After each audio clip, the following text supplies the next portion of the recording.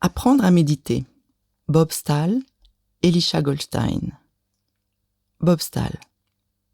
À 16 ans, j'ai eu une expérience très instructive qui m'a indiqué la voie à suivre pour gérer la peur et le mystère.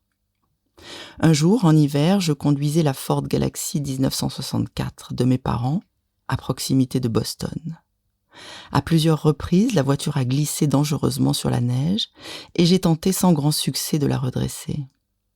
Quand j'ai raconté cette histoire à mon père, il m'a expliqué « Bob, si tu veux vraiment éviter l'accident, il faut aller dans le sens du dérapage. » J'ai trouvé cette idée folle puisqu'il me semblait qu'elle ne ferait qu'aggraver le problème, ce qui m'effrayait.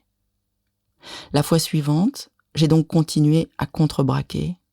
L'hiver s'est poursuivi en Nouvelle-Angleterre et par une journée verglacée, la voiture s'est mise à glisser de manière incontrôlable et la catastrophe m'a paru inévitable. N'ayant plus rien à perdre, j'ai donné un coup de volant pour accompagner le dérapage et la voiture s'est redressée. J'ai eu le sentiment qu'une graine extraordinaire avait été plantée en moi ce jour-là et j'en suis venu à considérer cette anecdote comme une parfaite métaphore de la vie. Il faut aller dans le sens de sa peur pour pouvoir la dépasser. Bien qu'il puisse sembler naturel de mettre à distance ses peurs et son mal-être, cette réaction est souvent le fruit du déni, de l'aversion, de la répression et du refoulement. Autant de stratégies qui, à long terme, donnent rarement de bons résultats.